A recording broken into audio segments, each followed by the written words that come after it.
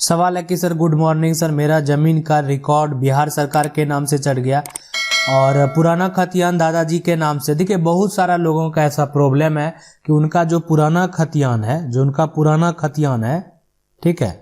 अब पुराना खतियान का मतलब वो खतियान जो है आप जो अंग्रेज के द्वारा दिया गया 1905 का हो या उससे जो है बाद का, तो अंग्रेज के द्वारा जो है ये खतियान उस समय सर्वे करा कर दे दिया गया था।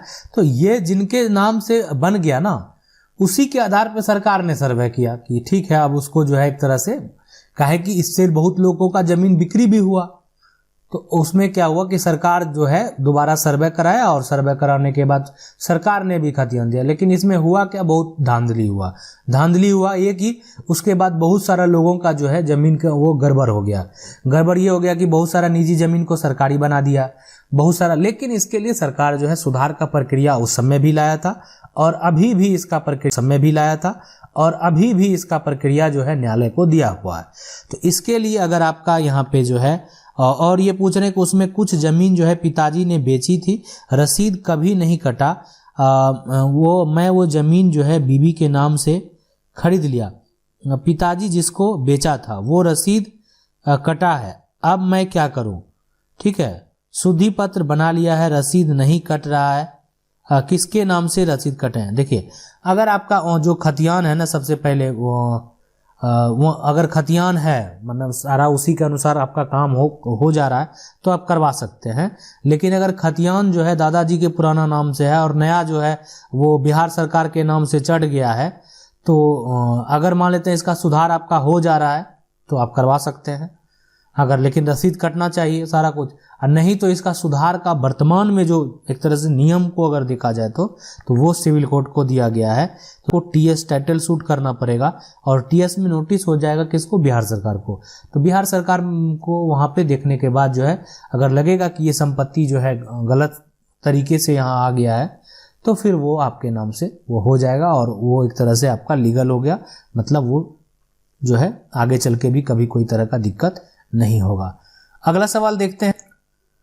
अगला सवाल है कि स्व अर्जित भूमि पर पैतृक संपत्ति बेचकर पिता द्वारा मकान बनाने की स्थिति में बच्चों का अधिकार होगा कि नहीं। देखिए अगर पिता की संपत्ति है तो पिता की संपत्ति पे तो बच्चों का अधिकार होगा ही, सीधी सी बात है, तो पिता के ही बच्चे हैं तो अधिकार होगा। लेकिन यहाँ पे कंडीशन ये होता है कि पिता के द्वारा अगर स्व अर्जित भूमि है, संपत्ति है, घर है, मकान है, तो उसमें बच्चों का अधिकार अगर उस केस में नहीं होता है जब पिता जो है अगर उसको बच्चे को नहीं देना चाहे। मान लेते हैं पिता बेचने के लिए स्वतंत्र हैं, पिता अगर बच्चे को चाहे तो नहीं दे सकते हैं।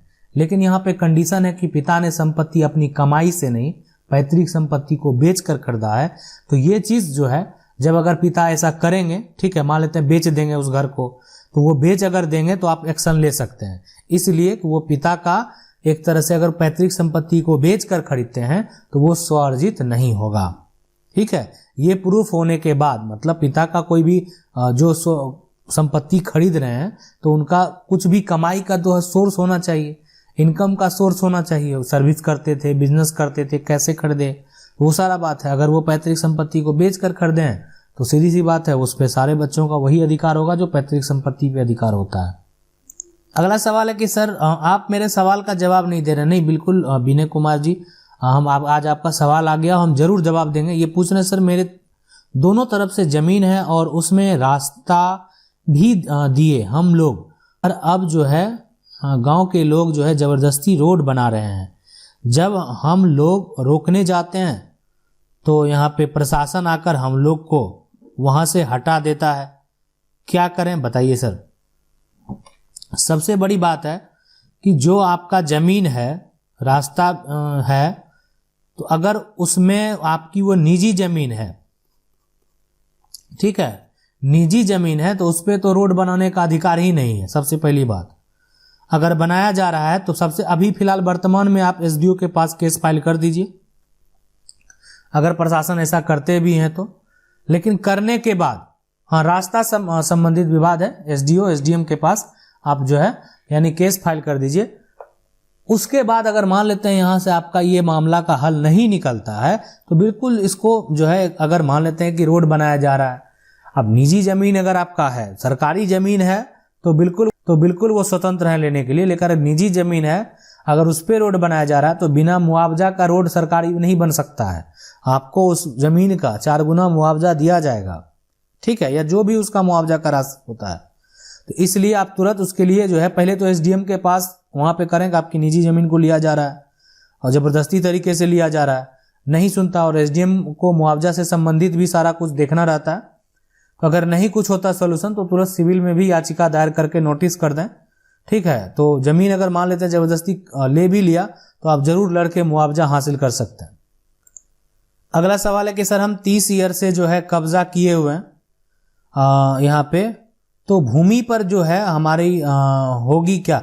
देखिए जो भी है, अगर आप 30 साल से कब्जा किए हुए हैं, अगर वो किसी निजी जमीन है, हाँ, कब्जा किस तरीके से किए हैं, किसका जिसका भी जमीन है, क्या वो रसीद वही कटा रहा है, मतलब लैंड का टैक्स जो है वही पेटी के नाम से कायम है, तो हो सकता है। और वो जमीन के आप पे खेती कर रहे हैं तो वो जमीन जो मालिक है अगर वो केस फाइल करेगा तो हासिल कर सकता है।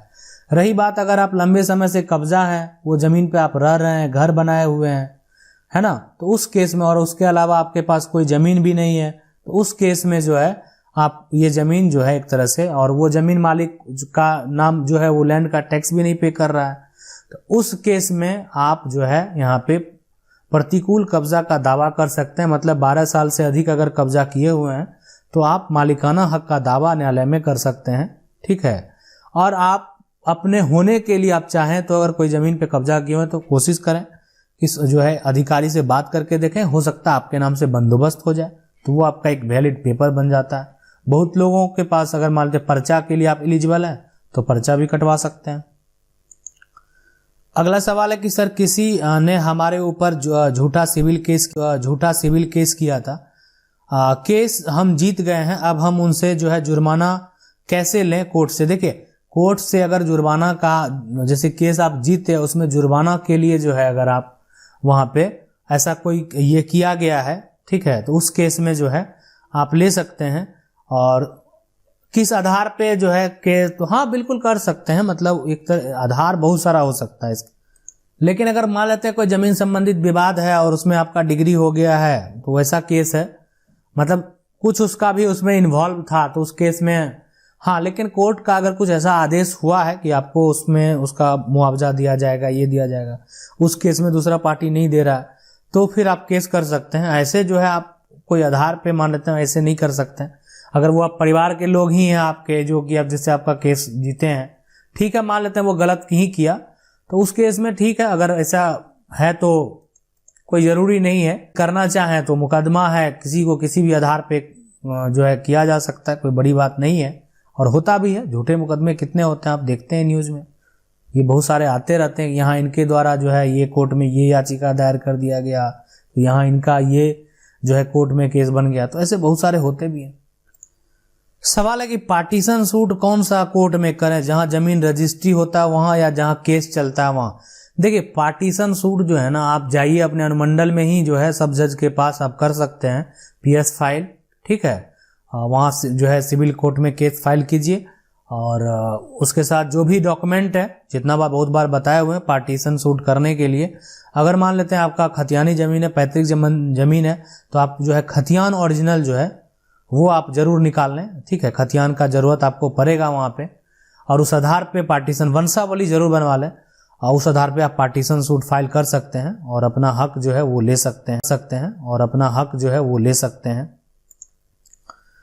अगला सवाल है कि सर सही बताइए, खतियान दूसरा आदमी का है और दखल मेरे पूर्वज का नाम दिया हुआ है, पुराना मेरा ही है ना, दखल वाला का रसीद क्यों नहीं कट रहा है? देखिए अभी जो भी है खतियान जो है दूसरा आदमी का अगर है और पूर्वज का नाम आपका दिया हुआ है, पुराना आपका है, तो पहले तो ये जो है कि आपको सुधार कराना पड़ेगा नया में, ठीक है। आप समझ रहे हैं कि दखल आपका है, रसीद इसीलिए नहीं कट रहा है कि जब तक आपका नाम सुधार होके नहीं आएगा तब तक रसीद नहीं कटेगा। हाँ, सुधार कराने के लिए आपको फिर जो है टाइटल सूट करना पड़ेगा। टाइटल सूट करना पड़ेगा मतलब कि पुराना आपका है, अभी वर्तमान में आपका दखल है, बल्कि नया में दूसरे व्यक्ति, जो दूसरा व्यक्ति है उसके ऊपर टाइटल सूट करेंगे। उसके पास तो कोई प्रमाण होगा नहीं कि इसलिए गलती से उनके नाम पे चला गया है, तो बिल्कुल अगर कुछ प्रमाण नहीं है तो वो जो केस है उसका डिग्री आपके फेवर में हो जाएगा। आपका जो है आगे का प्रक्रिया जो भी होता है वो सारा हो जाएगा, कोई दिक्कत उसमें नहीं होगा। अगला सवाल है कि एक हमारा जमीन है जिसको 20 साल से 5 लोगों ने मिलकर कब्जा किया है। यहाँ जमीन मेरे पापा जी और उसके 2 भाई के नाम पर है। ये मेरे पापा जी का जो है मानसिक स्थिति ठीक नहीं है, हम क्या करें? ये जमीन वापस मिल जाएगा, प्लीज हमें बताइए। देखिए, जमीन का अगर वर्तमान कागज आपके पास है तो उस 5 व्यक्ति पे आप टाइटल सूट का केस फाइल कर दीजिए। केस फाइल करेंगे कोर्ट में, और ये कोर्ट में मेंशन करेंगे कि इन्होंने जबरन जो है हमारे जमीन को, आप जैसे यहाँ पे दे दिए कि 20 साल से, अगर आप उसका अभी भी जमीन का रसीद कटा रहे हैं, ठीक है, रसीद आप अगर कटा रहे हैं, सब कुछ आपका दस्तावेज आपके नाम से है, सारा कुछ कर रहे हैं, और वो जमीन अगर एक तरह से जो भी जमीन है उसको अगर 5 लोगों ने कब्जा किया और जमीन अगर खेती युक्त है, तो आप ऐसा बता सकते हैं कि ये जमीन जो है कुछ लोगों के द्वारा जबरन जो है कब्जा कर लिया गया है। उसके लिए आप जाइए, एक बार पहले वकील से मिल लें जो है ना, और वो आपको स्पष्ट तरीके से, मतलब बिल्कुल है इसमें ये 100% चांस है कि आपकी संपत्ति वापस आ जाएगी। तो वो सारा आपको इसमें तरीका बता देंगे कि कैसे क्या करना है, कैसे केस को फाइल करना है, और बिल्कुल आपकी संपत्ति जो है वो वापस आएगी। आशा करते हैं वीडियो अच्छा लगा। वीडियो को लाइक जरूर कर दें। चैनल को पहली बार अगर देख रहे हैं, सब्सक्राइब करके जो बेल आइकन है उसको जरूर दबा लीजिए। मिलते हैं अगले वीडियो में, तब